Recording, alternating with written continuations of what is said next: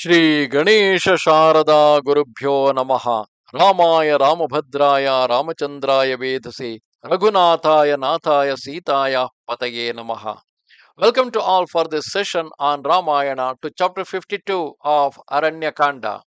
In the previous chapters, we saw while Sita being abducted by Ravana, Jatayu saw her and then tried to convince Ravana that what he is doing is not good for a rightful king. Whereas Ravana was in no way to hear his advice, attacked on Jatayu, and then a great fight happened between Jatayu and Ravana. Jatayu smashed the chariot of Ravana, broke his both the bows, and also killed his charioteer and the horses yoked to that chariot. And then Ravana cut off the wings of Jatayu with his sword, which make Jatayu to fell to the earth.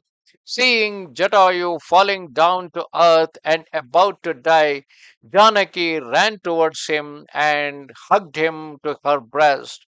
Beholding the king of the vultures struck down by Ravana, she whose face was as fair as the moon, stricken with grief, burst into lamentation, crying, visions, omens, dreams, and the cries of birds are the inevitable signs of good and evil fortune among men. O Kakusta, because of me, wild beasts and birds are fleeing away. Do you not understand that great calamity has befallen me? O Rama, this bird, out of pity for me, sought to deliver me, and now lies dying on the earth owing to my evil fate. O Kakusta, O Lakshmana, can you come to my aid?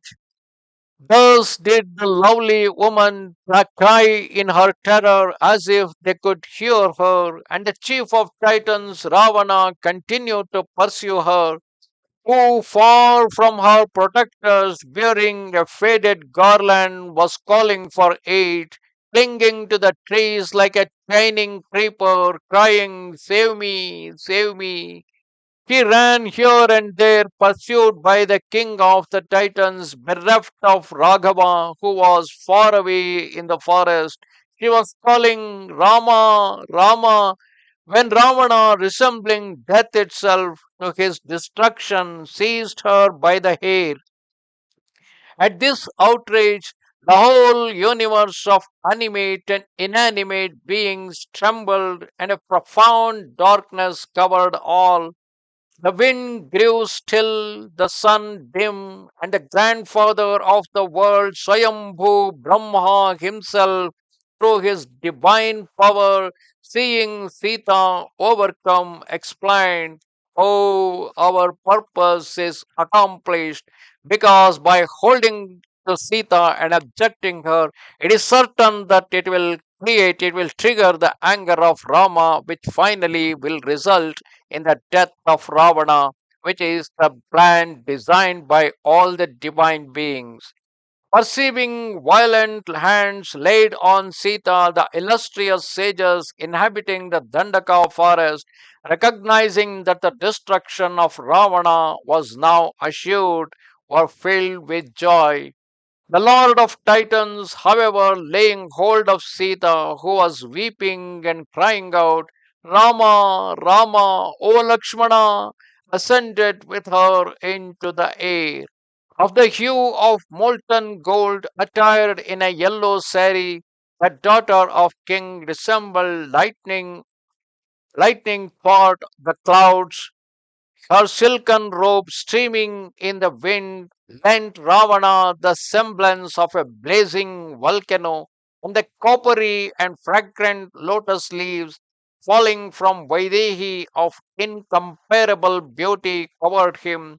Her yellow stricken robe floating in the air resembled a cloud illumined by the setting sun, but her pure countenance as she was being transported through space far from Rama, had lost its radiance like a lotus detached from its stack, resembling the moon that rises from the heart of the dark cloud. Sita, her fair brows crowned with lovely locks, appeared like a lotus in flower that had lost its brilliance.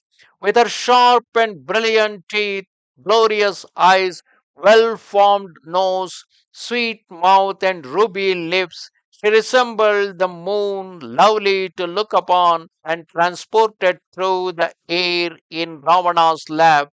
Her face bathed in tears shone as faintly as does that orb during the daylight hours. The golden hued Sita, seen against the dark bodied Titan, looked like the girth of gold encircling an elephant. Like unto the yellow lotus, the daughter of Janaka, with her shining ornaments, irradiated Ravana as lightning illumines a thunder cloud, and accompanied by the clashing of her jewels, the king of demons appeared like unto a muttering cloud. As Sita was being borne away, the petals from her hair fell in a shower on the earth, and this rain of blossom, caused by Ravana's rapid flight, covered him also as a wreath of stars encircling Mount Meru, and suddenly her anklet, encrusted with pearls, struck the earth like a flash of lightning. Like rosy twigs, she covered the dark limbs of the king of Titans with a radiance equal to the golden girth of an elephant. And as a mighty meteor illumines the heavens with its splendor, so was she borne through the air by the younger brother of Vaishravana, Kubera. Her jewels, flashing like fire, fell tinkling on the earth where they broke into pieces like meteors falling from the firmament, and her chain of pearls, bright as the moon, fell from her breast, emitting a blaze of light like the Ganga falling from heaven. The trees sheltering a myriad birds, buffeted by the following wind that swayed the topmost branches, seemed to whisper, "Fear not." And the lakes, carpeted with faded lotuses, filled with fish and stricken aquatic creatures, appeared to be weeping for Maithili as for a friend.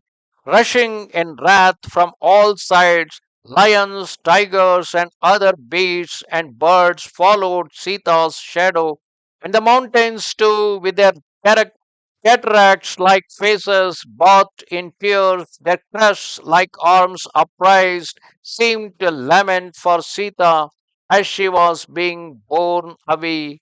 Beholding Vaidehi carried through the air, the glorious sun, oppressed with sadness, lost its brilliance and became but a pale disk.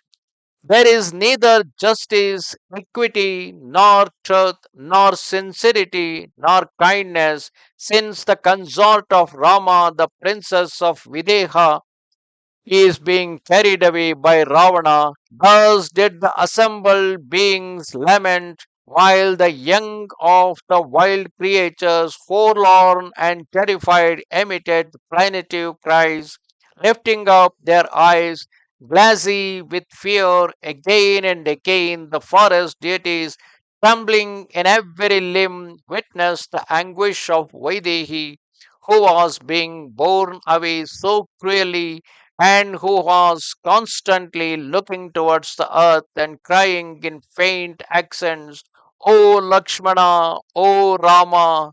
The guileless Vaidehi, her hair streaming behind her, her tilaka effaced, was borne away by Dashagriva to his own destruction, and Maithili, with her beautiful teeth and gracious smile, bereft of her friends, not beholding Rama or Lakshmana, grew pale and felt herself wholly crushed under the weight of her despair. Thus ended chapter 52 of Aranya Kanda in Ramayana. Namaste Sharada Devi Kashmira Puravasini Twamaham Prartye Nityam Vidya Danancha Dehime.